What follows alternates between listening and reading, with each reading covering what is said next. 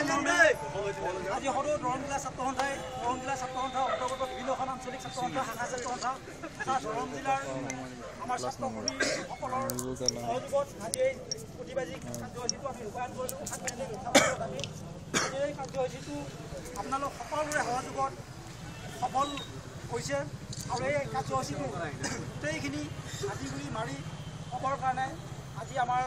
এই অনুষ্ঠানত ভাগ লোৱা সদৌ অসম ছাত্ৰ সন্থাৰ সন্মানীয় ৰাজ্যিক কাৰ্যনিৰ্বাহক সদস্য মণিময় স্বামীদেৱক তেখেতৰ বক্তব্য ৰাখিবৰ কাৰণে মই অনুৰোধ জনাইছোঁ। সদৌ দৰং জিলা ছাত্ৰ সন্থাৰ জোৰ লৈ সচেতন কাৰ্যসূচীত অংশগ্ৰহণ কৰা সদৌ দৰং জিলা ছাত্ৰ সন্থাৰ প্ৰাক্তন সম্পাদক ডেকাদেৱ, জিলা ছাত্ৰ সন্থাৰ সন্মানীয় সভাপতি শৰৎ চন্দ্ৰ ডেকাদেৱ, সাধাৰণ সম্পাদক ডেকাদেৱ, জিলা ছাত্ৰ সন্থাৰ সহকৰ্মীসকল, বিভিন্ন আঞ্চলিক ছাত্ৰ সন্থাৰ সভাপতি সম্পাদক মুখ্যমন্ত্ৰীসকল আৰু অংশগ্ৰহণ কৰিবলৈ অহা ছাত্ৰ সন্থাৰ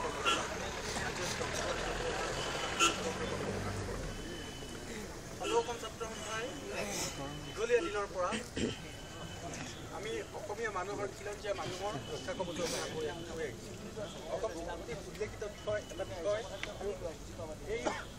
এই বিষয়টো আমি সদৌ অসম ছাত্ৰ সন্থাৰ ৰাজ্যিক কাৰ্যনিৰ্বাহকে সাধাৰণ সভাই জিলা সমিতিসমূহে আঞ্চলিক সমিতিসমূহে সময়ে সময়ে আগবঢ়াই লৈ যাবলগীয়া হৈছে, যিহেতু কেন্দ্ৰীয় চৰকাৰ আৰু ৰাজ্য চৰকাৰে এই ক্ষেত্ৰত আমাক এটা স্পষ্ট কথা ক'বলৈ সক্ষম হোৱা নাই। আমি বিচাৰিছোঁ কি, বহু নতুন ছাত্ৰকৰ্মী আছে, গতিকে এই কথাটো জানি লোৱাটো ভাল যে আমি 100% খিলঞ্জীয়া মানুহৰ অসমীয়া মানুহৰ প্ৰতিনিধিত্ব বিচাৰিছোঁ স্থানীয় নিকায়সমূহৰ পৰা সংসদলৈকে। আৰু এই ক্ষেত্ৰত আমি বিভিন্নবাৰ কেন্দ্ৰীয় চৰকাৰৰ লগত কথা হৈছোঁ, কেন্দ্ৰীয় চৰকাৰেও কৰিম বুলি কয়, বিভিন্ন সময়ত আগু বাঢ়ে, কিন্তু সেই সময়ত কামটো নহয়। আৰু অসমত অসমীয়া মানুহৰ প্ৰভুত্ব থকা